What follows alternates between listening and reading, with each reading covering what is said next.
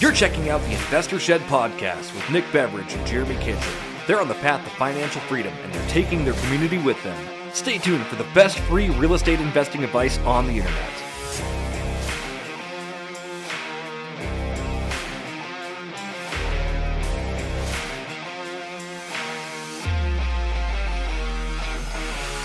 Jeremy Kitchen, welcome to the Investor Shed podcast. Hey, how's it going?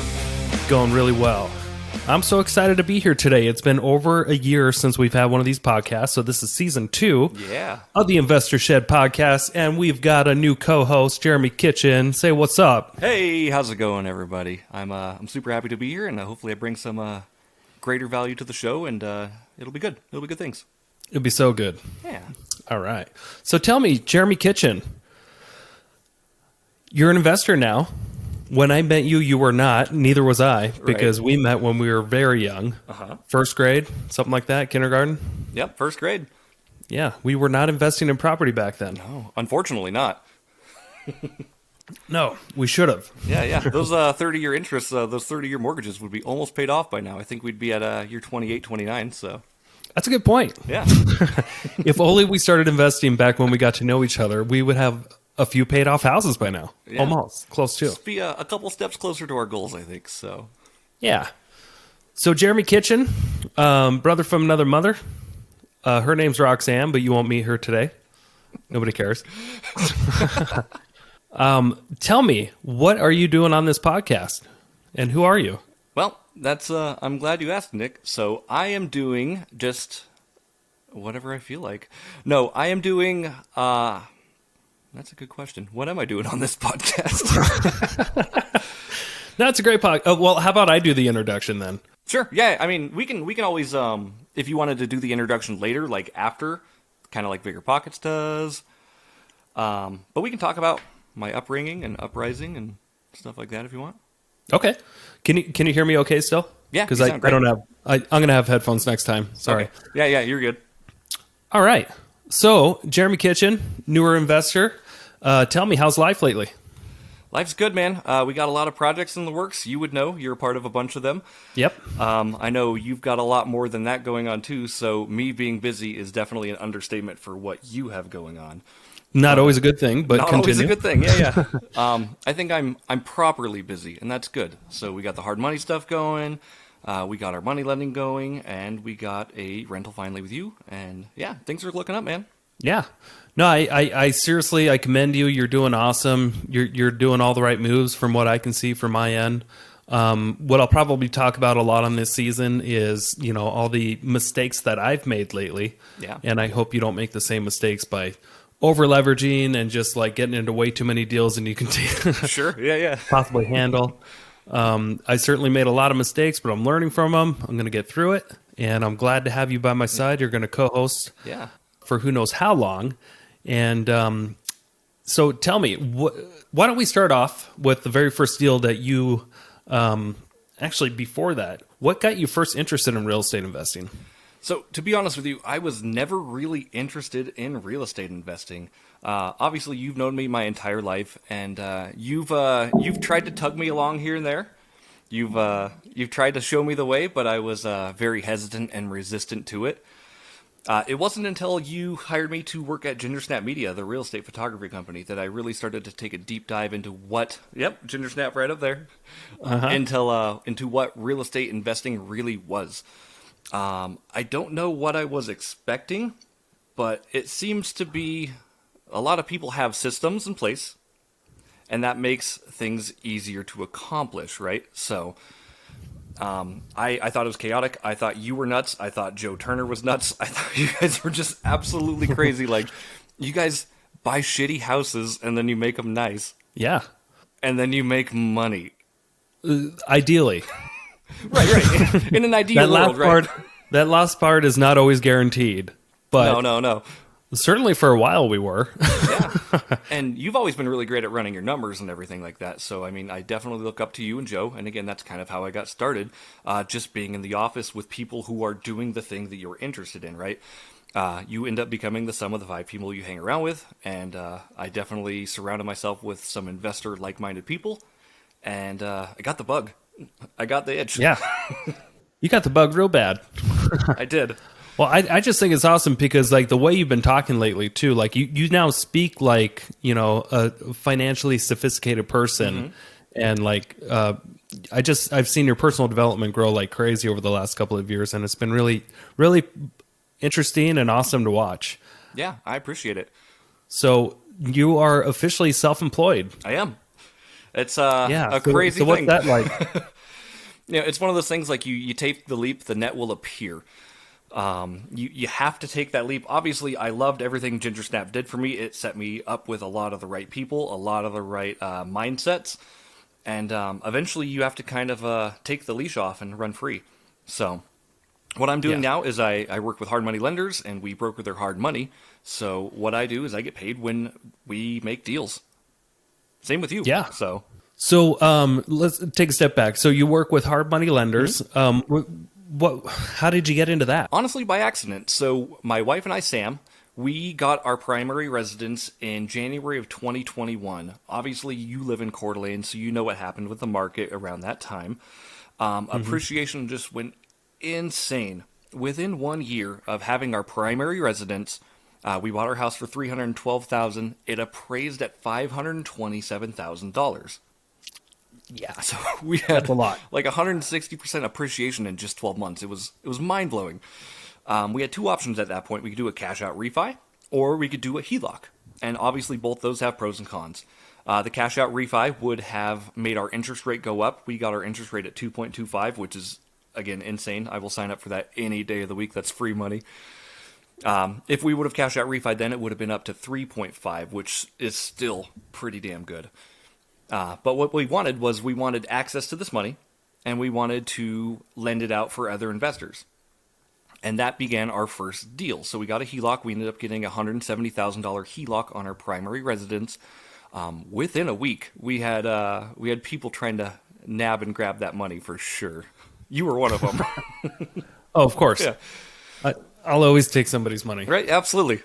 and put it to good use. Sure. Yeah. You'll put it to good use, and then you'll give them a return on their money, and that's great. So. Can you tell me a little bit more about like the psychology behind, like you and I, we grew up with living very thrifty, right? Sure.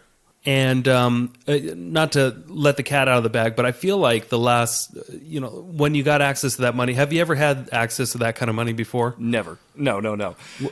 Was your mind blown, or Oh yeah, 100%. were you tempted to go buy a boat or liabilities or?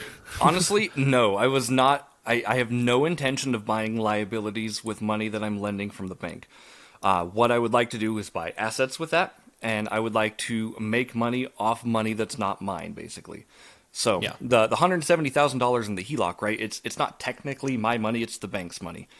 I've been lending out the bank's money and making a profit off that, while they're still making a little bit of a profit.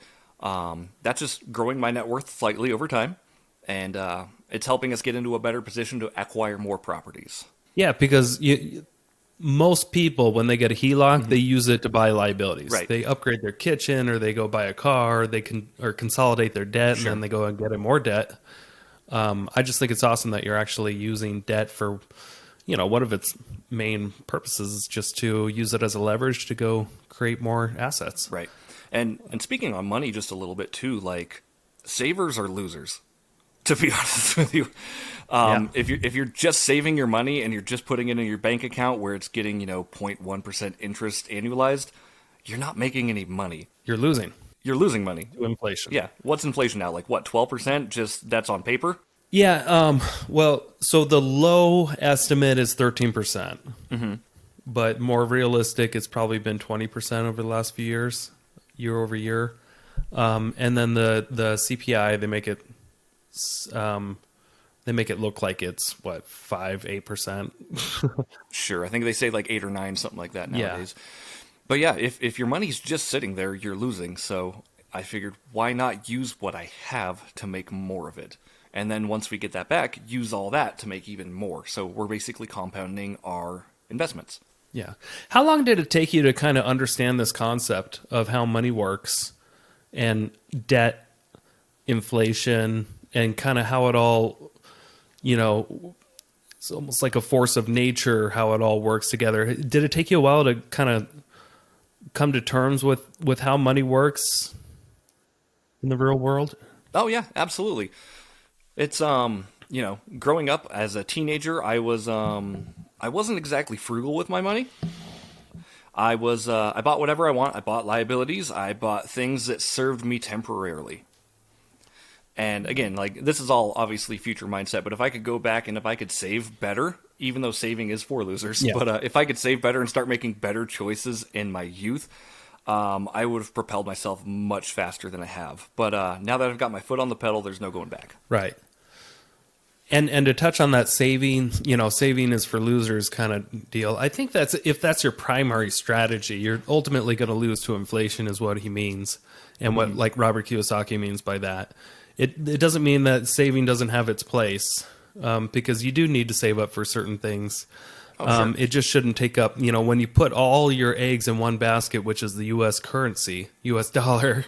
If you look at a 100-year chart of how that's doing as an asset, it's not doing very well. Right. Historically speaking, it's pretty bad. And at the rate that they keep printing money, it's just getting worse and worse every year almost. So we don't mean to offend anybody when we say savers are losers. It's just the simple act of saving your U.S. dollars in the bank and doing nothing else. That's why people seem to never be able to get past, that rat race. Right. Always spending what they have and always being behind in some way. It's definitely hard to get ahead with a saver's mindset. Yeah. Right. So I mean, like I could save all my money, and I do save money. I do put money away, obviously, but that's going to be for down payments. That's going to be for emergency funds, kind of things like that. So if anything happens, I have an oh shit fund, basically. Yeah. Yeah. All right. So, tell me about, if you can remember, the first time you decided you wanted to be an investor. Like, do you remember where you are or what you were thinking? Because I remember at least the first year or so when you were working with us, you definitely seemed like it. You didn't really have an interest in it much. You seem to be interested in maybe lending. Yeah. Lending has always been cool because I mean, the thought of giving my money and helping people achieve their goals, it makes me feel good, right? So I'm coming from a place of I can make somebody else reach their goals, and I can kind of live vicariously through that. It's always been a little and again, that allows me to be just a part of the project too. So it allows me to be an asset towards my people, basically. But as far as investing itself, I didn't really have an interest in it the first year or so that I was with Ginger Snap. I know you started getting me to go to your investor meetups. That was pretty crazy because you get in the room with, 50, 60, 70 people who all have a like-minded vision of what you have. Yeah. And there's definitely a sense of camaraderie there. So, a whole bunch of people are doing this and a whole bunch of people have achieved major levels of success. There's got to be something here. And what's so funny, like if you really take a few steps back and look what happened with you, it's not like you were there by choice. Right. It was kind of your job. You're the media guy, and you had to show up and film these, and then you had to rewatch them. Yep. And I kind of knew eventually this would happen with you because most people, they're not just going to show up to some random investor event, Right. and especially month after month, even if they're obsessed with real estate. Not everybody can always fit it in their schedule to where they're consistently coming to some sort of investor meetup. Sure. Where you're learning constantly and you're networking constantly with the people in this business. But like you kind of had to be there almost because it was your job to film this. And then you also got the benefit of you had to go back and watch it to edit these videos and stuff like that. So I always found that interesting, but I don't think I've ever directly asked you what that was like. Have I ever? I don't think we've ever even spoken about that, but I've always had a feeling that maybe you personally, I don't think anybody else has had to digest this kind of content more than you because you had to go and rewatch it. Does that make sense? Yeah, I've absolutely drowned in myself in honestly content, which it can be a blessing and a curse, right? Because the biggest problem with real estate is there's too many ways to make money. Yeah, that's true. So like if I engulf myself, and I have engulfed myself in plenty of books, podcasts, REI events, bigger pockets events, things like that, you can definitely get overwhelmed with the amount of ways you can make money in real estate. And that's where it's important to kind of pick something that fits your needs and pick something you enjoy. And lending really struck a nerve for me. So, like, again, I get to put my own money in the deal.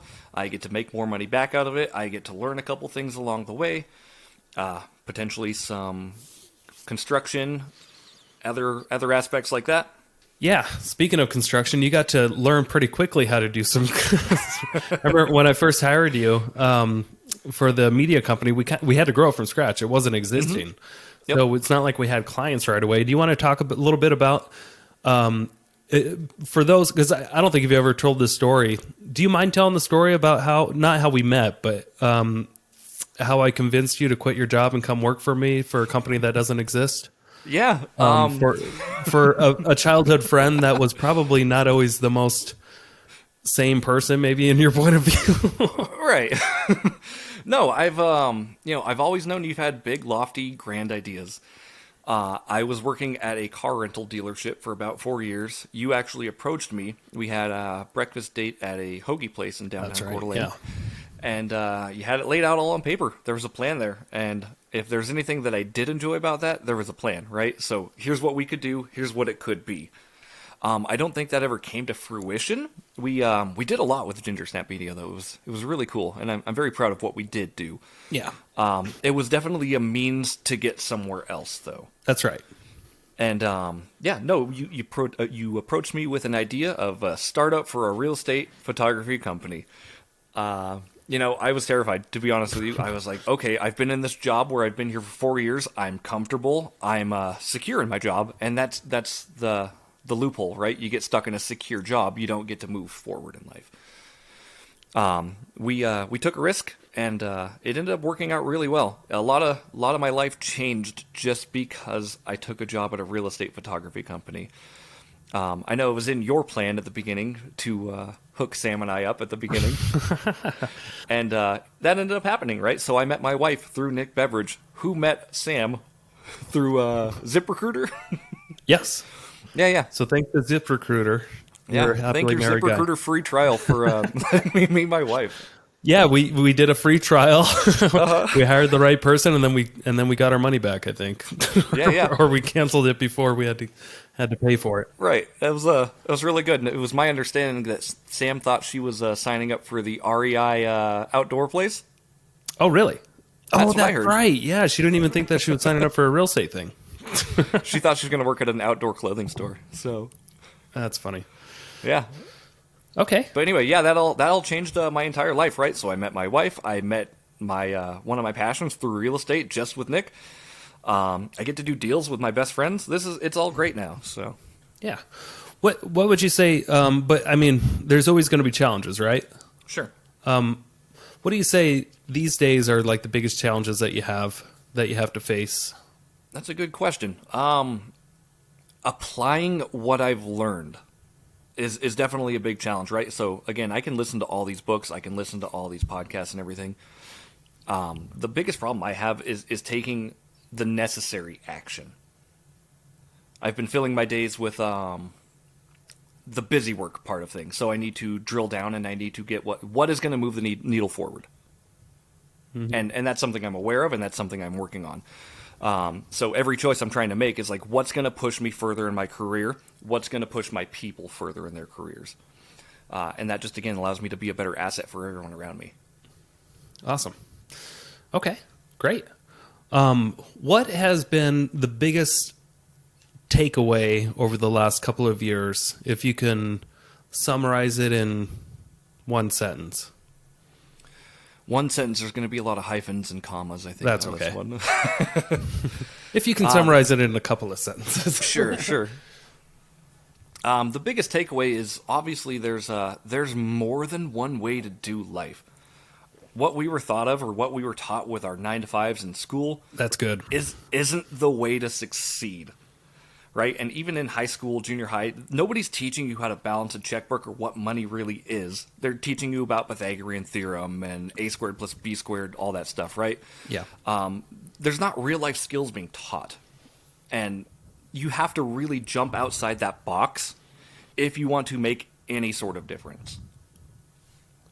Very well said. A lot more than one or two sentences, but Couldn't have said it better. Yeah. No, there's definitely there's better ways to do life, and there's a lot of people who know and have experienced how to do it better. Yeah. So would you say that at this point, I know you've been putting out content now for the last couple of months. You've been heavily sharing what kind of transition that you've gone through personally. Do you feel like there's anybody out there right now that you've maybe had a personal impact on or inspired to do more with their life? Oh, absolutely.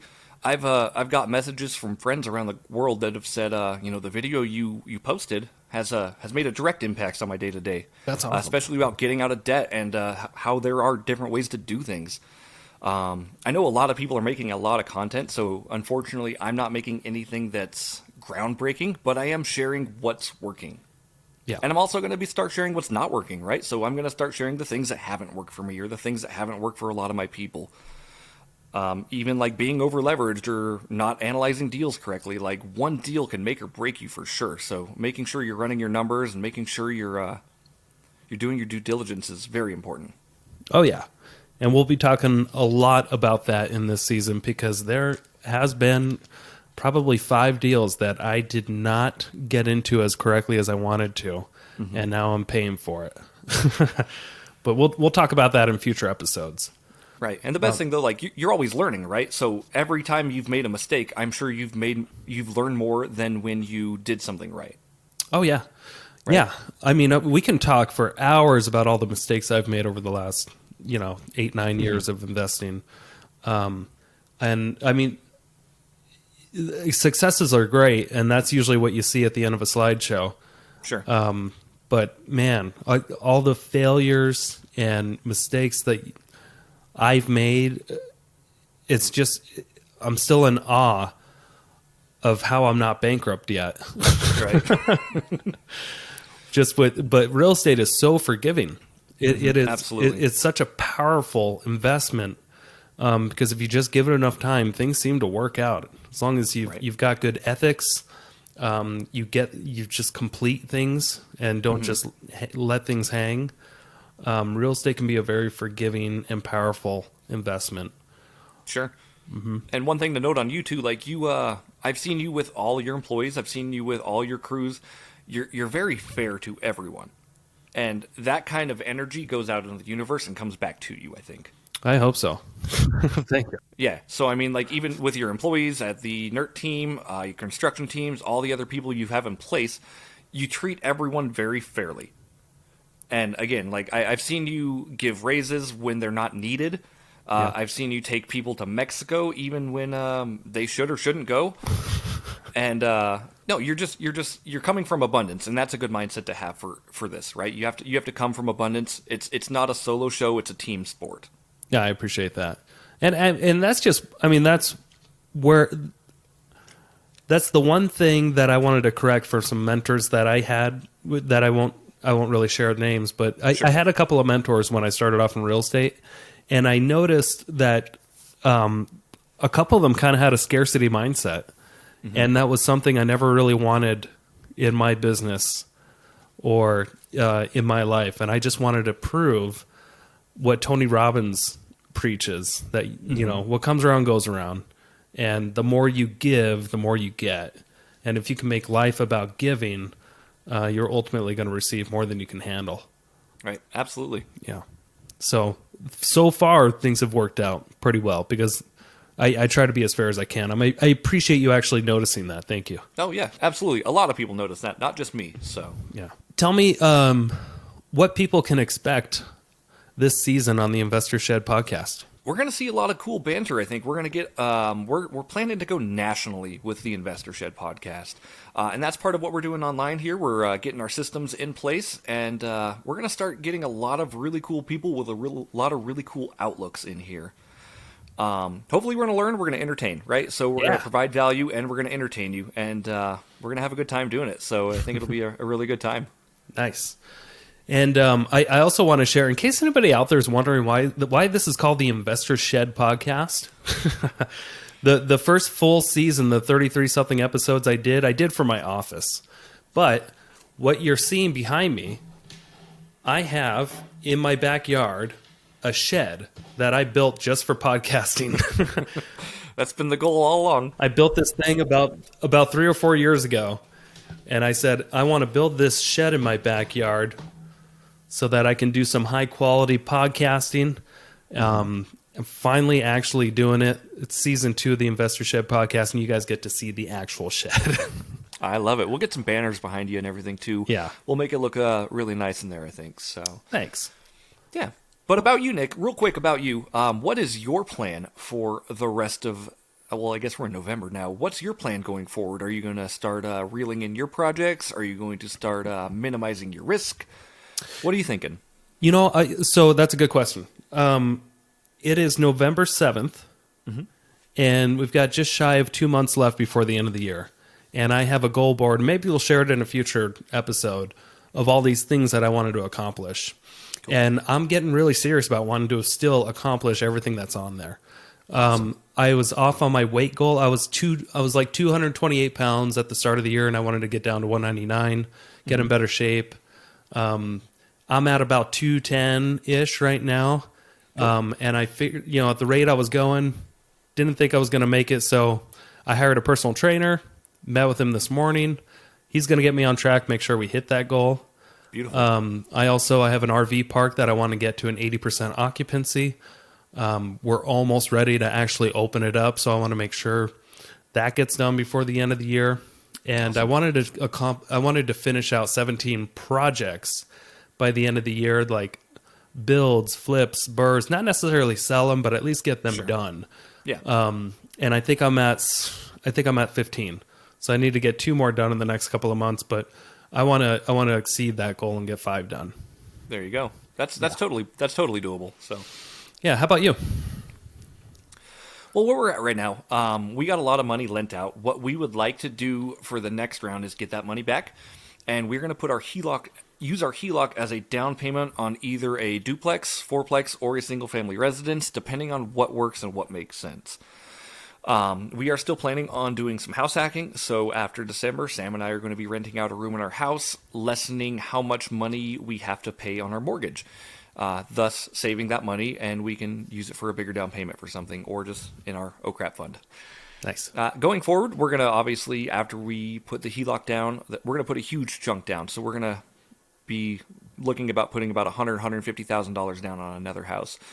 Obviously, after that, we're going to be refinancing, hopefully fixing up a little bit so we can get more cash out when we refi, and then just keep that ball moving forward. So awesome. That's good to hear.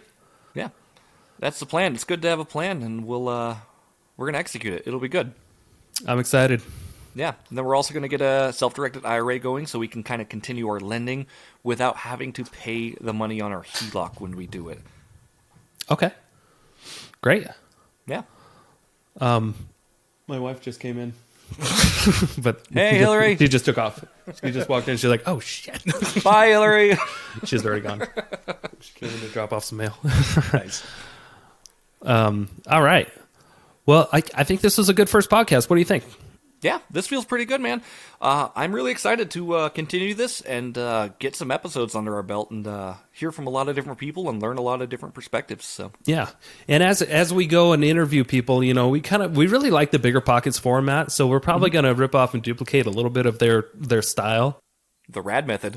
How do you feel about asking the same few questions every time? Should we do anything like that? Like a type of famous four, but name it something else and different questions. Right. There's a lot of different variations of those famous fours. We can do a lot of the same questions at the end. I have some ideas that I would like to run by you with those. Mm-hmm. And just definitely getting kind of a flow going and getting something where people can expect, but also expect the unexpected. Oh, yeah. Surprise questions? Ooh, juicy surprises. I love it. Me too. All right. Well, thanks for doing this. Yeah, man. Thanks for having me. I appreciate it. And everybody out there, thanks for listening. If you haven't yet, you better subscribe or we'll find you. We got to build up some social media presence before we tell them to subscribe. We don't even know where they're subscribing yet. Well, you better subscribe to our channel. That's right. Their channel that's obviously there and in place. We're on Twitter, everyone. Yeah, we're on MySpace. Don't worry about it. Just follow the Investor Shed on MySpace. That's what we should do. We should do MySpace exclusive podcast. I love it. Justin Timberlake would approve. Okay, great. But yeah, we'll get some social presence built up, and we're gonna run this thing, and we're gonna have a lot of fun. Perfect. Thanks for listening, everyone. Bye. Thanks for tuning in to the Investor Shed podcast. Please like the video and subscribe to the channel for instant access to all future episodes. If you or someone you know has investing experience or stories to share, reach out to us in the comments or via email.